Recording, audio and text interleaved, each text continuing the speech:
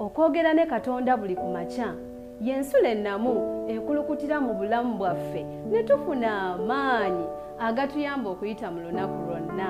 Funa amaanyi nga tonnafuluma nnyumba yo. Nyongera okwanirizaako nate era mu puroguramu yaffe ensulo ey'enkya nga nkwebaza okuba ng'okeera buli nkya wano ku 3BN TV n'obeera nga weerabira puroguramu eno ensulo ey'enkya. Eri abo bonna batuunize ku YouTube Avento Productions ne ku Avento Media app yaffe. Ate gino osobola okugyefunira ku Play Store oba ku Apple Store. Osobola okubeera ng'otambulamu naffe buli nkya n'okubeera ng'ogoberera puroguramu zonna ezibeera ku 3BN TV. Leero tugenda kuba nga tweyongerayo n'ekyokuyiga kyaffe ekiwebebbwa omutwe ogugamba nti obuweereza bw'abamalayika. Era ng'oli wamu nange omuweerezaawo Nwagaba Moses nga wiiki eno nze ngenda okuba nga nkutuusaako ensulo ey'enkya. Tugenda kukoowa embeeka olw'okusaba. Katusabe. Ayi Mukama Katonda waffe oli mutukuvu era oli wa kitiibwa. Tukwebaza olw'obulungi bwo gye tuli era tukwebaza ggwe atukuumye bukyange eno wiiki etandika n'okutuusa ku lunaku olwaleero. Tukwebaza nti okyatuwadde omukisa okuba nga tukyasobola okuba nga tuweereza era nga tusobola okubaako n'ebyetukwasaako emikono gyaffe. Tusaba otuwa Omwoyo Mutukuvu atuluŋŋamye era tutambulire mu kwagala kwo. Tusabe nga tuyita mu lya Yesu Kristo. Amiina. Ekyokuyiga kyaffe ekigamba nti obuweereza bw'abamalayika. Naye nga tetunnagenda mu maaso njagala tusooke tubeeko bye twejjuganya mu kyokuyiga kye twayize olunaku olw'eggulo. Twayize ekyokuyiga ekyabaddeko omutwe ogugamba nti endowooza zaffe nkulu. Era okuyita mu kyokuyiga kino twayize ebyokuyiga bisatu ate nga bikulu era nga twabiyize okuva mu bulamu bwa Dawudi. Era ng'ekyokuyiga ekyasoose kyabadde kitugamba nti endowooza zaffe zitandikira mu kusalawo kwaffe. Endowooza zaffe zitandikira mu kusalawo kwaffe. Era ne tuyiga nti tulina okuba abeegendereza mu bintu bye tusalawo mu bulamu bwaffe. Era ne tuyiga n'okuyiga nti okwekuuma kwaffe kusalibwawo endowooza yaffe. Oba nti endowooza yo n'endowooza yange yeesalawo okwekuuma kwaffe. Kiba kitegeeza nti ekyo ky'olina mu mutima gwo ky'ogenda okuba ng'obeera oba ky'ogenda okuba ng'ofulumya okuva mu kamaako. Era ne tuyiga n'ekyokuyiga ekirala ekyatulaze nti endowooza yaffe esobola okuba ng'esiigibwa abantu abalala. Era tulina okwegendereza engeri gye tubeeramu oba gye tutambulamu n'abaganda baffe be tubeera nabo. Era ne tuyiga ku bino ebintu ebisatu mu lunaku olw'eggulo era bintu bikulu nnyo. Era okusingira ddala tulina okwegendereza mu bintu bye tusalawo kuba bi affectinga ebyo bye tugenda okuba nga tulaba mu maaso oba mu future zaffe. Katugende mu kyokuyiga gyaffe eky'olunaku olwaleero era ng'ekyawandiikibwa kyaffe kivudde mu kitabo kya Zabbuli era nga tukontinuingidde ku Zabbuli gye twakomyeko olunaku olw'ejjo. Twasomye mu Zabbuli eya 34 olunyiriri olusooka ku lwokusatu. Leero tugenda kutandikira ku lunyiriri ku ssuula eya 34 olunyiriri olwokuna kutuuka ku lw'omusanvu. Era nga kisoma n'ekigamba nti nanoonya Mukama n'anziramu n'andokola mu kutya kwange kwonna. Bamutunuulira ne balaba omusana era amaaso gaabwe tegaakwatibwenga nsonyi emirembe gyonna. Omunaku ono yakoowoola Mukama n'amuwulira n'amulokola mu nnaku ze zonna. Malayika wa Mukama asiisira okwetooloola abo abamutya n'abalokola. Bino ebigambo bya ssuubi okuva mu eno Zabbuli nti malayika wa Mukama asiisira okwetooloola abo abamutya. Mu Luzungu kisoma n'ekigamba nti bw'osoma mu Luzungu mu Zabbuli eno eya 34 olunyiriri olw'omusanvu egamba nti the angel of the Lord encamps all around those who fear him and delivers them. Nti malayika wa Mukama asiisira okwetooloola abo abamutya era n'abalokola.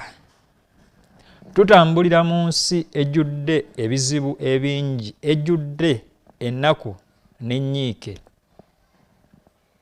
Naye okuyita mu byawandiikibwa bino tulaba essuubi. Okuyita mu Zabbuli eneeya 34 okuva ku lunyiriri olwokuna okutuuka ku lw'omusanvu tulaba nti Dawudi yayimba ku ngeri gye yakozesaamu bamalayika okukuumanga abaana be. Katonda akozesa bamalayika okukuuma abantu abamugondera, okukuuma abantu abamwesiga, okukuuma abantu abalina endowooza ennungi. Era omuwandiisi waffe ayongeddeyo olunaku olwaleero ng'atunyumiza ekitundu ku bulamu bwe ng'atugamba nti ajjukira bulungi emyaka nga 10 egiyise. Yali atambula wakati mu buzibu obungi ennyo, yali atawaanyizibwa ng'alina ebizibu ebimususseeko, ng'anoonya engeri gy'ayinza okuba ng'abivaamu naye ng'endowooza zimusinzizza amaanyi. Era n'atugamba nti nno yali atambula naye nga yakatambulako ebigere si bingi nnyo, n'abaako akakubo kayingiramu awaliwo esudde gye yali asuubira eyo wayinza obutabaayo bantu. Tukimanyi bulungi nti abantu abasinga ebiseera ebisinga bwe tuba tutawaanyizibwa endowooza zaffe ng'owulira ebintu bikususseeko, ebiseera ebisinga tutera okwagala okubeerako mu bifo ewatali bantu.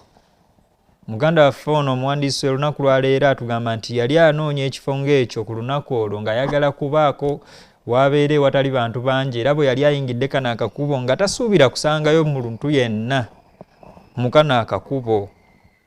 Era ng'atugamba nti lwali lunaku lwa Sande lwe yasituka okuba ng'atambula ng'awulira endowooza zikoze ekizimuyinziza amaanyi, ebizibu nga bimususseeko bungi. Naye atugamba nti yali yakatambulako ebigere bitono nnyo ebweru n'alaba omukazi gwe yali takola ki, tasuubira. Wali obaddeko awo n'otambula, abantu bangi bafunyeeko experience nga zino, n'atambula n'asanga omuntu tategedde gy'avudde n'abaako ekintu kyamuwa agenda okwemagamaga nga takola ki, nga tamulaba. Kyekino ekyatuuka kw'ono omusajja. Yali akyatambula agenda okulaba omukyala gwe yali takola ki, tasuubira. Era n'atugamba nti yayimirira n'amutunuulira era n'amugamba nti ddamu amaanyi, byonna bikwase Katonda byakutereera. Omukazi ono yalina ebigambo eby'essuubi eri omuwandiisi, era nga njagala okugamba nti naawe Mukama alina bamalayika abakwetooloola buli nkya. Ono omukyala yalina ebigambo by'essuubi eri ono omusajja, era ono omusajja ayongera okuwa obujulizi n'agamba nti byonna ng'omukyala ono bwe yamugamba byabeerawo era buli kimu ne kitereera. Era nekyongera okumujjukiza nti obwo buweereza bwaki, bw'abamalayika.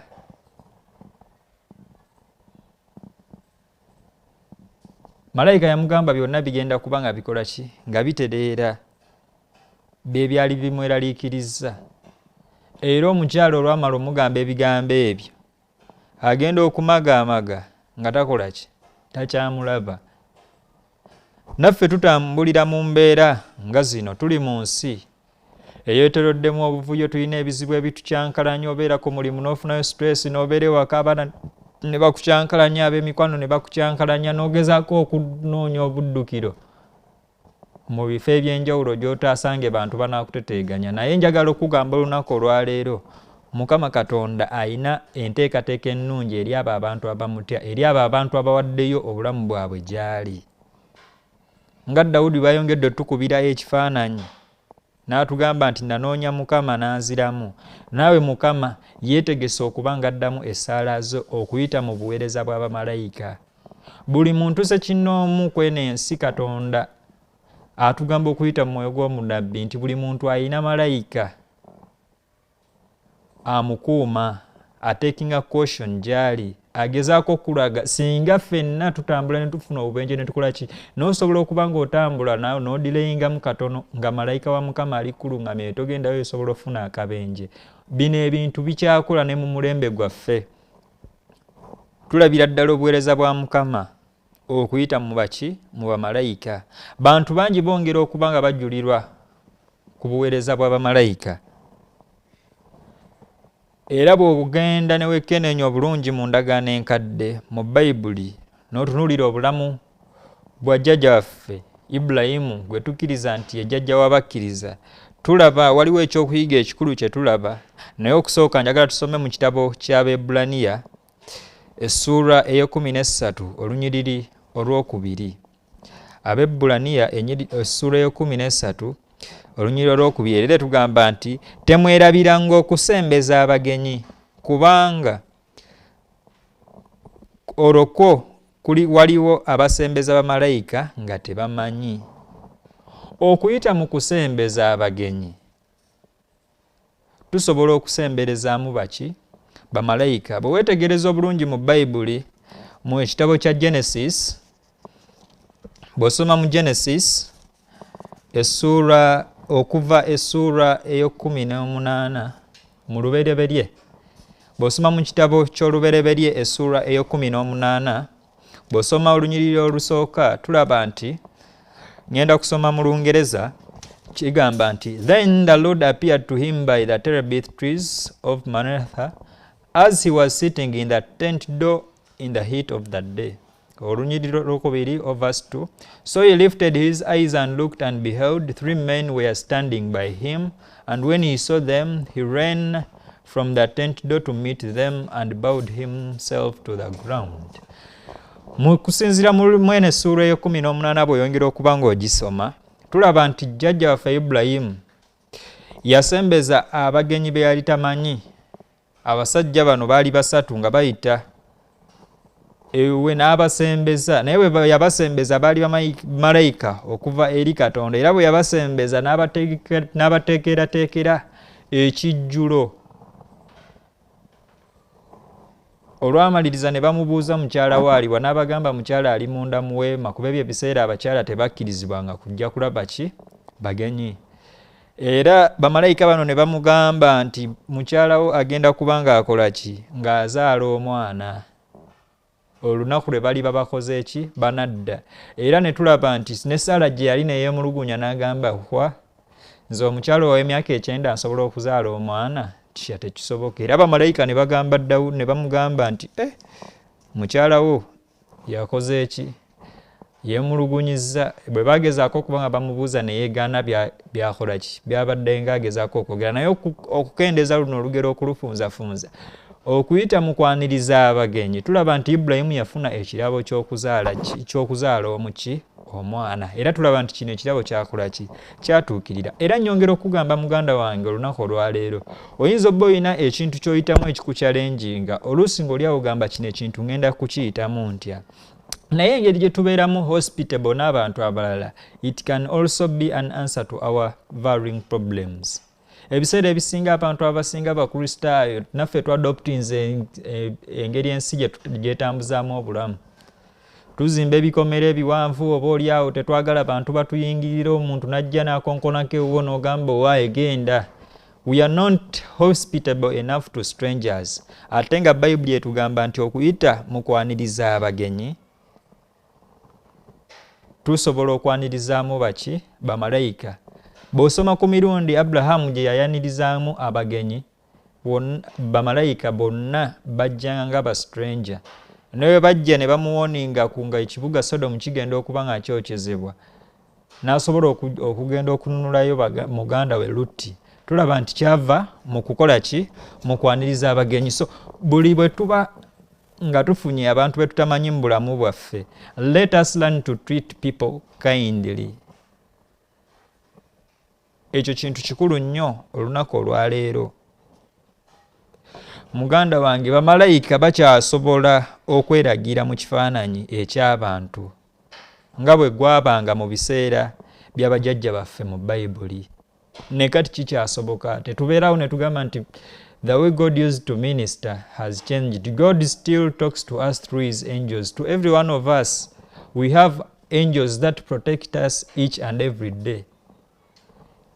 Nga tulina bingi, tulina okutya kungi mitima gyaffe. The Lord has prepared unto us angels to minister unto our what? Our needs. bagezaako lusi tutambulira mu kuvuyo, tutambulira mu kufa, tutambulira mu bintu bingi bye tutategeera. Ku mirimu gye tukolera n'obeerawo abantu basobola okutegekera ekintu. We have had many people nga bagenda kubattira ku mirimu kolo n'atagenda kukola. It is the power of the angels of God that are convicting you to abstain from such matters.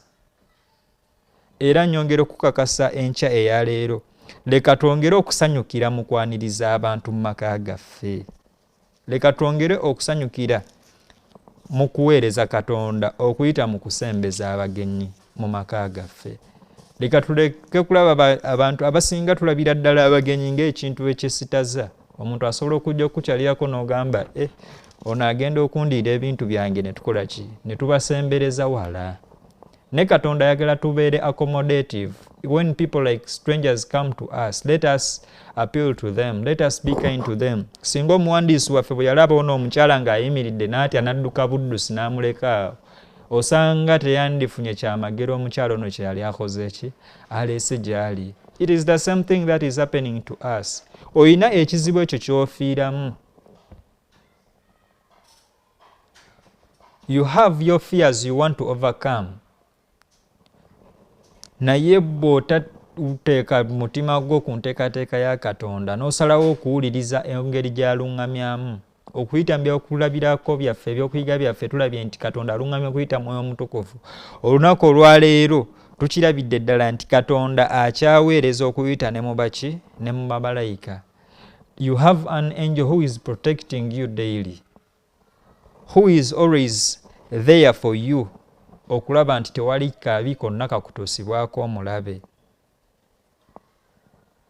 Bannaayi, nga kwagala kungi nnyo kwe tulina okuva mu Katonda. Katonda atusuubira kuno okwagala kw'obooluganda okusigala nga kukulukuta okumuffe. Si kukoma ku baŋŋanda zo ku famire yo. At times we are so appealing to the people who are our relatives and we forget about other people. Naye tulina okukiyiga nti ffenna we are brothers and sisters. We all have the same blood created by one God. Tulina okwagala abaluganda bannaffe. Let us be welcoming to people. Bw'osoma mu Luzungu etugambye nti that do not forget to entertain strangers, for by so doing some have unwittingly entertained angels. So if we are to have experiences with the angels of the Lord, ekisooka we have to learn how to be kind. Learn how to be welcoming. Yes? Nti omuntu singa abazize mu maaso ko nga tomumanyi, ebiseera ebisinga we tend to be biased about people be tutakola ki, be tutamanyi. Era ebiseera ebisinga abamu tugobye bamalayika nga tetumanyi emikisa gyaffe ne tukola ki, ne tugifiirwa.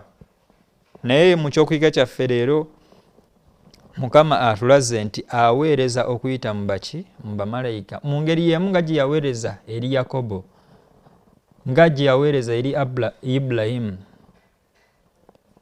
ba Joshua, tunulira ku bonna ba heroes be tulina mu Bayibuli.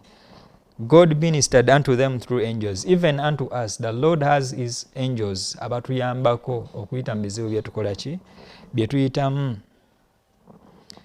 Era Katonda akozesa bamalayika okutuwerekerako nga tugenda mu maaso ga Katonda. Kino kyakuyiga kikulu nnyo kye tulina okwongera okutegeera. Bamalayika ba Katonda be batuyambako ne batukubiriza okuba nga tweyongera okuba nga tukola ki? Nga tusaba. Era ebiseera ebisinga okusaba kukendeera mu bulamu bwaffe olw'okuba nti tetuwuliriza ku conviction eva eri bamalayika baani? Ba Katonda. Bagezaako okutupointinga ku kintu ekituufu kye tulina okuba nga tukola ki? Nga tukola. Era tulina okukitegeera nti gano gonna maanyi ga bamalayika ba Katonda. Katonda ali wamu naffe. Asazeewo kuba ng'atwetoolooza bamalayika be okutuyamba okuva mu bizibu byonna bye tukola ki? Bye tuyitamu. Era bwe tunaanoonya Mukama agenda kusobola okutukola ki? Okutuwulira. Kino kisuubizo kikulu. Mu kyonna ky'oyitamu Katonda asuubiza okuba ng'akola ki? Ng'akuwulira. Akutereddewo engeri nnyingi z'osobola okuba ng'okola ki? Ng'olokolwa. So tewali n'omukufa asaanidde kuba ng'enkya ya leero ofuna ekintu ky'oyinza okwekwasa okuba nga tosemberera ku ntebe ya Katonda ey'ekisa. Katonda yennyini eyatutonda ye Katonda y'omu atutereddewo amakubo mangi agatulokola. Ayongedde okutugamba nti omunaku ono yakoowoola Mukama n'amuwulira. Buzibu ki bw'oyina? Is it poverty that is overwhelming you? Koowoola Katonda. Mu bunaku bwo ayina bamalayika abali willing okuba nga bakuweereza. It is just your submission that is making you lack, or that is making me lack. Let us have a total commitment to our God. Tweweeyo eri obulamu bwa Katonda. Oba mbeera ki gye tuyitamu, Mukama ali willing okuba ng'atukola ki? Ng'atulokola. Ali willing okuba ng'awulira okusaba kwaffe. Era okusinga byonna, buli omu amwetoolozaako malayika we. Okuyita mu bizibu, okuyita mu kufa, okuyita mu kukola ki? Katonda atutereddewo bamalayika okuba nga batuluŋŋamya mu ebyo ebizibu bye tukola ki? Bye tukuyitamu. Era olunaku olwaleero okusaba kwaffe tusabe Katonda atuyambe tusobole okuba nga tutegeera bamalayika. Kuba waliwo engeri nnyingi eziteekereddwawo abantu ne bagezaako okulimbibwa engeri Katonda gy'ayogeramu n'abantu. Leka tuleme kutumala gatwalibwa na bulombolombo obw'ensi, naye leka tumanye engeri entuufu Katonda z'akolamu okuba ng'akola ki? Ng'atuweereza tusobole okwa-identifying okwawula nti ono malayika wa Katonda, ono si malayika waani? Wa Katonda. Mu ngeri zino abantu bangi balimbibbwa ne basangibwa nga bakola ebintu ebiki? Ebikyamu. Malayika wa Katonda akuluŋŋamya okukola ekituufu. Tasobola kukubiriza mutima gwo okukola kintu nga kikola ki? Nga kikyamu. Nga bwe tulaba enzikiriza ez'enjawulo engeri gye bakolamu ebintu byabwe. It is different from what the angels of the Lord do, and it is different from what the Holy Spirit convicts us to what? To do. Katonda ayongera okwagala okuba ng'aluŋŋamya nze naawe. Ayongera okuba ng'ayagala okuba ng'atuyigiriza era atutereddewo engeri nnyingi ezigenda okutuyamba okuyita mu bizibu byaffe byonna. Era atutereddewo engeri nnyingi ezigenda okutuyamba okuyita mu bizibu byaffe byonna. Era olunaku olwaleero tweyongedde okuba nga tukiraba nti Katonda yatwagala nnyo.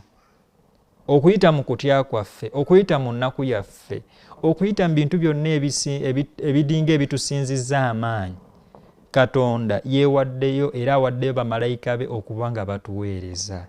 Leka tuleme kusubwa ku mukisa guno. Era tulabe nti engeri emu enkulu gye tuyinza okwaniriza omukisa guno kwe kwaniriza abooluganda, kwe kwaniriza strangers. Let brotherly love continue through welcoming strangers, for in them we can entertain what? Angels unknowingly. So let us always welcome visitors in our homes as Christians. Let us be kind and peaceful with the people we meet on the way. Kyekyokuyiga kyaffe olunaku olwaleero, tusabe Katonda atuyambe tutegeere obuweereza bwa bamalayika.